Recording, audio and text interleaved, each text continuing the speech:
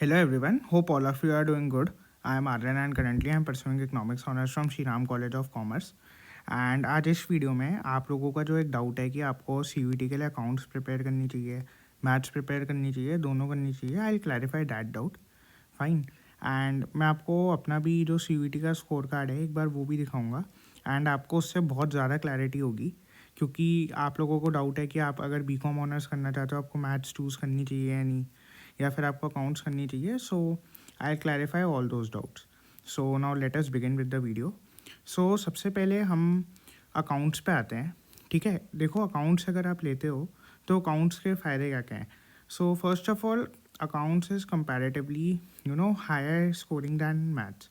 तो जैसे मैथ्स का पेपर थोड़ा CUET में डिफ़िकल्ट आता है, मेरे टाइम पे भी आया था एंड आई थिंक कि जो लास्ट बारी हुआ था उसमें भी थोड़ा मैथ्स का पेपर डिफ़िकल्ट आया था. तो अकाउंट्स हो सकता है कि आपके लिए थोड़ी हाई स्कोरिंग हो. So let me take you to my scorecard. जैसे अभी मेरा अगर आप स्कोर कार्ड देखोगे तो मैंने CUET के टाइम पे इंग्लिश, BSc, इकोनॉमिक्स और मैथ्स ये 4 सब्जेक्ट प्रिपेयर करे थे क्योंकि मेरे को इकोनॉमिक्स ऑनर्स करनी थी. 2 मैंने अकाउंट्स चूज़ कर ली थी क्योंकि हमारे टाइम पे CUET पहली बार ही आया था. तो I thought it was a risk कि अगर मैं एक सब्जेक्ट ना भरूँ तो इसलिए मैंने भर दी थी, लेकिन अकाउंट्स प्रिपेयर नहीं करी थी. तो अगर आप देखोगे मैथ्स में my percentile is 99.76. Fine. At 99.76 percentile in maths, I have scored 168 marks approx. तो परसेंटाइल क्या होता है कि जितने भी बच्चों ने पेपर दिया आप उसके अंदर टॉप कितने % बच्चों में हो. ठीक है, अगर आप मेरा इकोनॉमिक्स में देखोगे मेरी परसेंटाइल मैथ्स से थोड़ी कम है, इट्स अप्रॉक्सीमेटली 99.73. बट जो मेरा स्कोर है वो है 197 अप्रॉक्स. तो इससे हमें क्या पता चलता है कि मैथ्स का पेपर है जो वो थोड़ा डिफ़िकल्ट आया था और उसके अंदर बच्चों का जो ओवरऑल स्कोर है वो थोड़ा कम गया था. ठीक है, तो जो मैथ्स है वो थोड़ा सा कंपैरेटिवली लो स्कोरिंग है. तो अकाउंट्स का एक तो ये फ़ायदा है कि अकाउंट्स थोड़ा हाई स्कोरिंग रहेगा, और एक और फ़ायदा ये है कि आप अगर BCom ऑनर्स करना चाहते हो तो उसके अंदर अकाउंट्स है जो वो आपको काफ़ी ज़्यादा कॉम्पिटिटिव एज देगा. So I have some common subject combination है जो हम कॉमर्स वाले बच्चों के लिए काफ़ी कॉमन है. सो first of all is BCom honours. Fine. तो BCom ऑनर्स में आपके पास 2 एलिजिबिलिटी क्राइटेरिया हैं. एक तो कोई भी लैंग्वेज, ठीक है, कोई भी 2 डोमेन सब्जेक्ट. मोस्टली सब कॉमर्स के बच्चों के लिए वो 2 डोमेन्स होंगे, economics and BSc. Fine. And आपका एक फिर मैथ्स चलेगा या फिर एक अकाउंटेंसी चलेगा, या अगर इन दोनों में से जैसे ऐसा भी हो सकता है कि कोई ले ले मैथ्स, अकाउंट्स, BSc, लेकिन वो थोड़ा मतलब कि हो सकता है आप लोग ना लो क्योंकि वो थोड़ा टफ हो जाएगा. फाइन. तो आपका एक मैथ्स या अकाउंट्स और एक लैंग्वेज और 2 डोमेन सब्जेक्ट्स. ठीक है, तो अगर आप मेरा भी अब स्कोर कार्ड देखोगे इसके अंदर मेरा जो बेस्ट ऑफ 4 का स्कोर है मैथ्स को इंक्लूड करके वो है 764. फाइन. और मेरा अकाउंट्स में स्कोर 107 है. तो बेस्ट ऑफ 4 का जो अकाउंट्स का बेस्ट ऑफ 4 मेरा स्कोर वो हो रहा है कैलकुलेट, वो 764 से कम है तो वो नहीं कंसिडर करा जाएगा. ठीक है, तो अब आपको एक DU में एक सिमुलेटेड रैंक्स आती हैं. तो सिमुलेटेड रैंक बेसिकली होती हैं कि जितने भी बच्चों ने DU के पोर्टल में कोर्स को भरा आपकी उसके अंदर क्या रैंक आ रही है.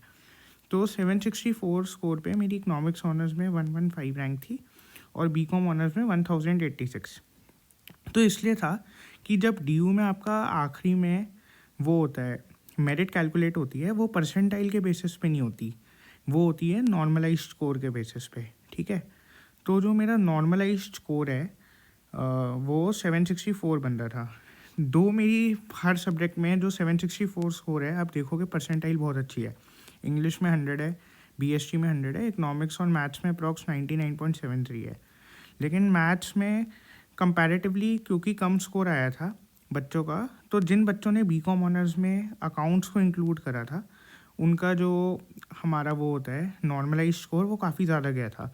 कई बच्चों के 800 तक आए थे अकाउंट्स में क्योंकि BCom ऑनर्स के लिए, क्योंकि उन्होंने अकाउंट्स लिया था.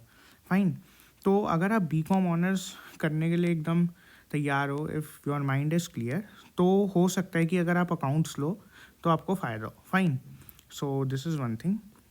Then one of the demerits of accounts is कि अगर मान लो आप अकाउंट्स लेते हो तो अकाउंट्स ही तैयार करते हो, मैथ्स नहीं करते। सी द थिंग इज़ कि मैथ्स और अकाउंट्स दोनों में आपको काफ़ी ज़्यादा रिटर्न प्रैक्टिस करनी है। तो ऐसा कॉमन परसेप्शन होता है कि दोनों हो सकता है करना मुश्किल हो, क्योंकि you need to do a lot of mock tests, you need to do a lot of practice questions for both of these subjects and written practice MCQ के साथ, क्योंकि इनके अंदर टाइमिंग बहुत इंपॉर्टेंट है। अगर आप दोनों सब्जेक्ट्स कर सकते हो तो इट्स वेल एंड गुड, कोई दिक्कत नहीं है। तो आप काफ़ी अच्छी पोजीशन पे रहोगे ही। लेकिन अगर आपको कोई एक चूज़ करना है, सो ये वीडियो उसके लिए। तो अगर अकाउंट्स का एक जो डीमेरिट है, अगर आप सिर्फ अकाउंट्स प्रिपेयर करते हो, मैथ्स नहीं करते, वो है कि अकाउंट्स के अंदर जो कोर्सेज हैं वो कम हो जाएंगे फिर आपके। तो आप मान लो मैथ्स नहीं प्रिपेयर करते, सो आपके पास एक मेजरली फिर बीकॉम ऑनर्स बचेगा, या एक नॉर्मल जो बीकॉम है नॉट ऑनर्स वाला वो बचेगा। ठीक है, अगर आप देखोगे कि जैसे अगर आपको वो करना है BMS, this is for BMS, fine. तो BMS या BBFIA, ठीक है, तो इनके अंदर आपको एक लैंग्वेज चाहिए, मैथ्स चाहिए, जनरल टेस्ट चाहिए, fine. And for eco honours also, this is for eco honours, maths is compulsory. तो यहाँ पर आपको एक लैंग्वेज चाहिए, मैथ्स चाहिए, और 2 सब्जेक्ट्स कोई भी डोमेन के चाहिए।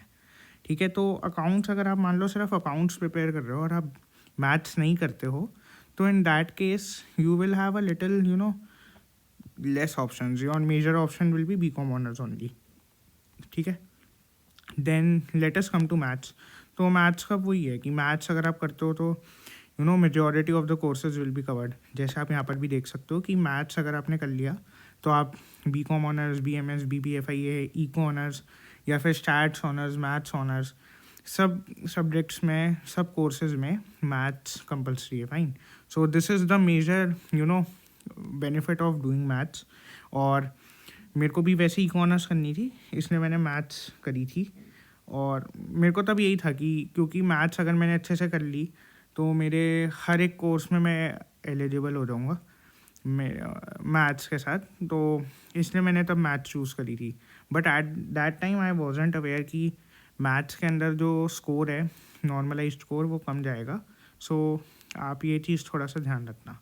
And one of the demerits of maths is कि it might be a little less scoring than accounts, and I told you this before only. And अगर आपको बीकॉम ऑनर्स करना है तो मे बी मैथ्स के साथ आपको थोड़ा सा इशू हो सकता है, क्योंकि आपको, जैसे मैंने आपको बताया था, अभी देखोगे आप, मेरी परसेंटाइल काफ़ी अच्छी है हर एक सब्जेक्ट में। अगर बीकॉम ऑनर्स के हिसाब से भी देखा जाए, English, BST, these are 2 domains, economics and maths. तो मेरा जो वो है सब्जेक्ट कॉम्बिनेशन, सब में परसेंटाइल अच्छी है, लेकिन क्योंकि मैथ्स थोड़ी कम स्कोरिंग है, इसलिए मेरा बीकॉम ऑनर्स में एडवांटेज नहीं रहा, दो मेरी परसेंटाइल अच्छी थी, फाइन। सो आई होप कि this video will help you to get a lot of clarity regarding preparing maths or accounts. And please मैं आपको बोलूँगा कि आप थोड़ा सा क्लैरिटी के साथ करना। अगर आपको लगता है कि आपको दोनों करने हैं तो आप दोनों करो, अच्छे से करो। You need to do a lot of written practice. अगर आपका माइंड प्रिपेयर्ड है to do BCom honours only, तो हो सकता है आप अकाउंट्स के साथ थोड़ा बेनिफिट करो।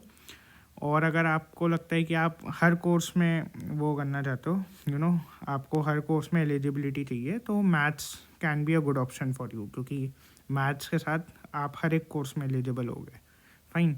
सो I hope you find this video helpful. अगर आपको कोई भी क्वेरी हो, you can contact me on Instagram.